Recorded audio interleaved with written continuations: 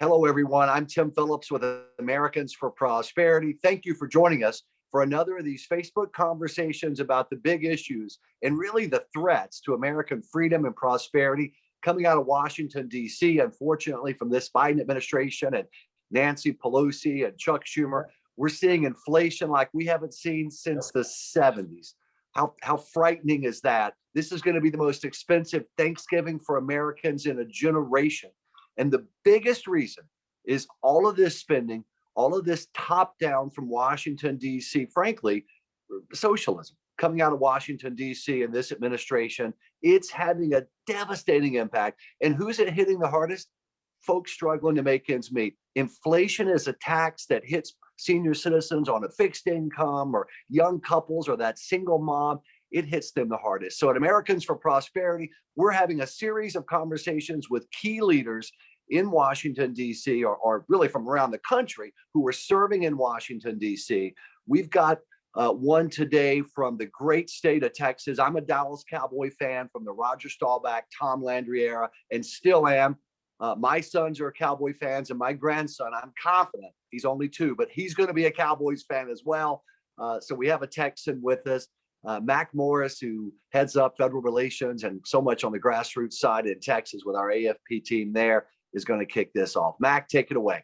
I appreciate that, Tim, and thanks for everybody tuning in today. I'm grateful to have Congressman Pat Fallon join us. He's from the 4th Congressional District here in Texas. He's had a great history of work on behalf of Texans in the state legislature, but he's going to tell us really today what's going on in Washington, D.C. with all this spending. But he's one of my favorite congressmen because I'm a Dallas Cowboys fan, but I'm a bigger Notre Dame football fan. So he played on the last national championship team. Nice. But Congressman, we're grateful to have you here today. We want to hear from you. What's going on in Washington, D.C.? I'm going to kick over to you because you have great insight. As I'm talking to people in East Texas, they can't believe how much we're spending right now. Well, Tim and Mac, thank you for having me on. So there's so much to talk about as far as runaway spending that I think we really need to begin when we first got here and sworn in and back in January. One of the first major bills we were to vote on was the Corona relief package, which was an additional one to a lot of the legislation that had passed in 2020. Most of that money hadn't even been spent yet. And yet Joe Biden was intent on and really hell-bent on spending an additional $1.9 trillion for quote unquote COVID relief. The problem with that was when you read the legislation, 91% of that spending didn't have anything to do with COVID relief. So then what was the result once you allocate that much money? We started to see prices tick up. Not right away, it's slow. It was kind of a slow bleed. And now when we just got the October report out and Joe Biden's trying to tell Americans that inflation is under 6%, which is in and of itself pretty much double than what we have been used to for the last 20 years. But fuel has gone up 59%. Housing, depending on where you live in the country, has gone up between 13 and 30%. Meat has gone up 12.6%. Used cars are up 26%. And bacon, of all things, bacon, nothing more American than bacon, bacon's up 19%. So that's all I think, as Tim was mentioning, this harkens back to the bad old days of double-digit 1970s era Jimmy Carter inflation.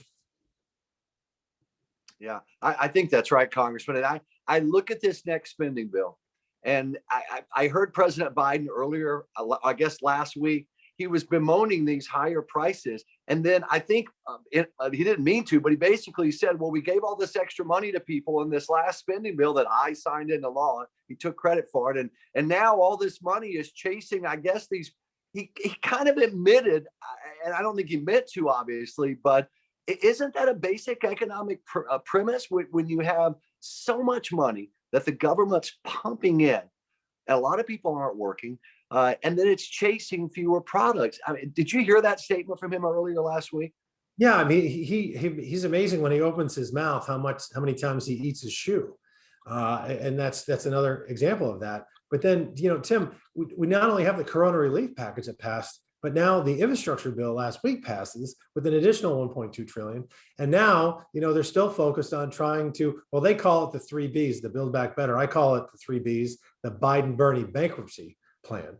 but That's right. they want an additional 1.75 trillion. And in and of itself, I want to talk to you further about it, because the people that are watching need to understand some of the awful and really insane things that are hidden inside that bill. Well, Yeah, go ahead, Mac. I'm sorry. Congressman, folks want to hear that. I was in East Texas last week speaking to a women's group, and they were concerned with the 1.2 trillion it was spent. But we're seeing all these numbers all over the place and these different plans. We talk about that spending, 1.2 trillion already. We've seen upwards of 3.5 trillion they want to spend. What about like healthcare? They want to spend a lot on healthcare now because folks are scared of how much it's going to cost and how much of a government takeover there is. No, you're right, Mac. They want to spend just in healthcare alone an additional $500 billion over the next 10 years. And it's not going to increase choice or, quite frankly, improve access or efficiency, but it's not going to reduce costs as well. And when liberals tend to throw money at problems, thinking that those problems are going to go away. And a lot of the time what they're doing is they're throwing money in a fire, only feeding that fire, only making things more expensive. Or it might reduce or at least help folks pay that are sitting on the wagon, but the people that are pulling the wagon, the taxpayers, the people that are working for a living, it just makes that wagon heavier. And we've got to work harder because they're taking more of our money because we're the producers. So if you look at the BBB, some of the worst provisions, and there's hundreds of things in there that are awful, but some of the more digestible ones that are even just so alarming, it's hard to suspend disbelief enough to believe this is true. For instance, they want to hire 85,000 additional IRS agents. That is, in a military parlance, 5 divisions of additional IRS agents. I don't think the majority of Democrats, rank and file Democratic voters, would be for that. And sure as heck, middle of the road and right of center folks don't want it. And what are those IRS agents going to do? Well, if you have in aggregate $10,000 worth of bank activity in a given year, that's not $10,000 per transaction. That's in aggregate for the entire year, which amounts to about $28 a day, which most Americans have. They want to be able to snoop into your bank accounts without any justifiable or reasonable cause. Is this 2021 or is this 1984? That's frightening. But watch this one. And this really hits home to Texas and agriculture, and particularly the 4th congressional district in our rural areas. They want to tax a methane tax, because of course cows produce a lot of methane, $6,500 a year tax on any dairy cow. The dairy cows typically are worth only about $1,000. Beef cattle, they want to charge $4,500 in tax in a given year. And the Republicans put an amendment to exempt animal agriculture from their formulaic methane tax. And the Democrats shot it down. Who in the world is going to, you talk to any dairy cow producer, if you gave that person $6,500 per cow, they'd sell them all.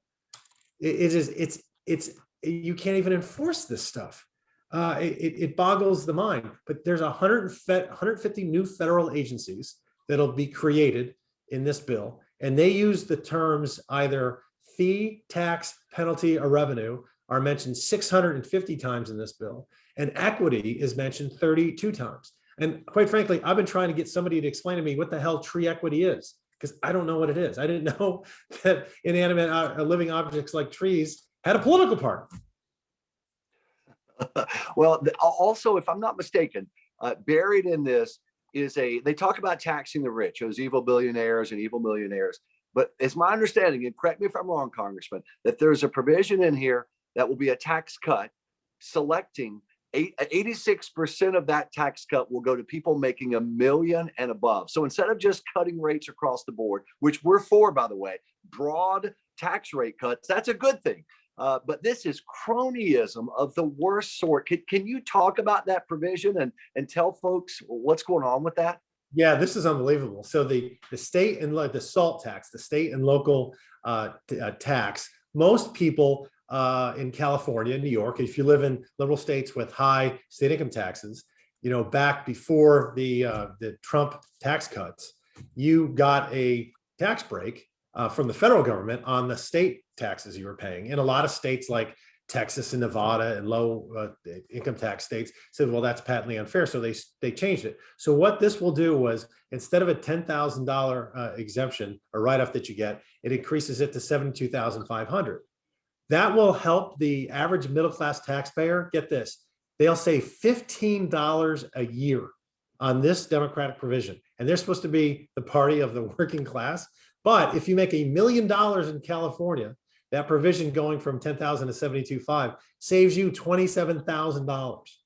That's in this bill because their donors in California, Nancy Pelosi's donors and Chuck Schumer's donors are hammering them on this. Liberals love higher taxes so long as someone else is paying it. But when they have to pay it, they have to get it changed. And that's wormed in here. And thank you for mentioning that because people need to know the truth. Well, Congressman, you know, we talk about costs have gone up. You're making these tax cuts to those who are connected. You know, being out in East Texas, people are paying, you know, if they're filling up their trucks, they're spending over $100 now for a tank of gas. When a year ago, we were dropping, you know, $50 in there. Still a lot of money, but, you know, $100. This is putting pressure on families. And I even saw a tweet earlier from you today that some of these taxes and the regulations in the energy sector could cost us 90,000 jobs here in the state of Texas. You know, just thinking about that, are they still including provisions of the new Green Deal in this reconciliation bill? Oh yeah, it's littered with it. In fact, it's covering it. And you know, again, liberals are very good at naming things, saying it does A when it really does B. So you got Joe Biden coming into the Oval Office in January this year, and one of the first things he did was kill the Keystone Pipeline. Cost Americans about 85,000 high-paying jobs immediately, stroke of a pen. But then he turns around and shows incredible and stark weakness on the international stage by stopping to stop fighting against the Nord Stream 2 pipeline, the Russian pipeline that would go into Europe. And that made Russia more powerful vis-a-vis their energy production. And he's hamstringing our own country. That's putting America last, not first. It boggles the mind. And quite frankly, if you're an environmentalist, which every conservative is, it's better for the environment to have the United States and Canada and other first world rule of law, Jeffersonian democracies or republics with an independent judiciary, the drilling for oil and natural gas and other energy sources, because we actually have a very powerful environmental lobby that makes sure that things are in check. And then we find a balance to be able to produce, but produce safely. Do you think Venezuela does? Mexico, China, Russia? All of these countries don't have the things I just listed. So that puts the environment at greater peril and at greater risk, because the United States, as wonderful as we are not a planet. We are a country on a planet. And if Mexico, you know, makes a mistake and there's an environmental disaster, that's going to affect us. So really, the left in America has gotten it wrong. They should be the ones chanting drill, baby, drill, so long as it's the US. And they just can't bring themselves around to see the truth. And to your point, Congressman, we became the #1 energy producer in the world over the last decade and a half or so, while cutting our carbon emissions by almost 25%. To your point, that's an amazing accomplishment from American, many of them Texas energy producers, to be able to draw more oil and natural gas out while lowering emissions. It's one of the great achievements in modern history. And it's helped so many people in this country, but also around the world. Ladies and gentlemen watching, it's a big moment for the country. Make sure you do your part. In the feed of this Facebook, there is an I volunteer link. If you would take a moment, click that I volunteer link, make your voice heard to your House member and your 2 Senate members. Let them know that you don't want all this spending. I know what you're thinking. You may be thinking, well, gosh, thank goodness my member is like Congressman Fallon. He's going to do the right thing, or she's going to do the right thing. They need to hear from you. They need to know the folks back home have their back. It encourages them. I used to work on the Hill. I remember hearing that from the good folks who are doing the right thing. Or you may be thinking, well, gosh, my member is liberal, very left wing. They're going to vote for this. They need to hear from you. They need to know, hey, look, I'm doing this at my peril politically back home. It makes a difference. And Congressman, I'm going to let you close this out today, this discussion. Would you take a moment and let folks know what it means when you hear from folks, you know, back home in your district, and that they've got your back, or with your colleagues on the other side of these issues when they're kind of feeling pressure? Give us a sense of why that grassroots really matters. Well, anybody that does, thanks, Tim, that does this job correctly knows that we have 767,000 bosses. And we don't work for anybody in Washington, D.C. We don't work for anybody in state capitals unless we represent that state capital. We work for our constituents. And now not everybody up here thinks that, but you got to remind them. When I ran for the Texas Senate a couple of years ago, I was running against a 17-year Republican incumbent that needed to go, that completely forgot who he worked for. And I was off the cuff, and I was having a speech. We had 14 different events one day. And at the last one at 8:30 in Stephenville, Texas, I said, and it wasn't scripted, it just came to my mind, that we have an opportunity here, and we do in every congressional district as well, across the country, all 435 of them, and every election, to send a message that I want each individual member of Congress to understand and sometimes have a chill down their spine that they do not work for anyone here. They work for us. And when they forget that, we can fire them. We can throw them out. So we have to hold people to account. And when you are a member of Congress and you get a letter from a constituent that's well stated and says, for instance, maybe some of the things we talked about today, how could you vote for the infrastructure package when it's going to add $440 billion to our debt? The fact that there's that delta scored by the CBO. How dare you do that when 90% of it's not even going to real traditional infrastructure? It's not going to increase our broadband access. I'm going to work very tirelessly to throw you out of office. Now that opens their eyes. Or you can say, you haven't decided on the Build Back Better yet. We'd really appreciate it if you didn't vote for this, particularly Democrats that are in those purple districts or districts that were won by President Trump. Do the right thing, because we'll remember. They get that. And if they get 170 of those letters, or they get 400 of those letters, or they get 1,000 of those phone calls, they're going to tend to listen, you would hope, to their constituents. And if they don't, what you're going to see is a red wave that we saw in 2010, that we saw in 2014. And I think history is going to repeat itself in 2022. So if you want to continue to work for me, then you better do the right thing for this country. Yeah, and to your point, Congressman Fallon, I was with our Americans for Prosperity teams in Virginia just a couple of weeks ago. Yeah. A very blue state. And to your point, they chose a very different direction.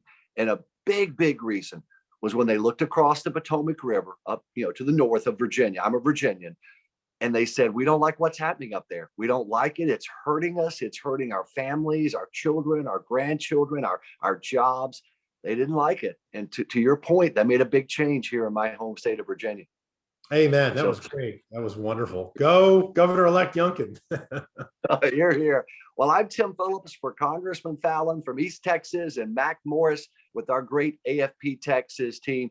Keep up the work for freedom and prosperity, folks. I'm telling you, we're going to get this done. Thank you all very much. Amen. Thank you.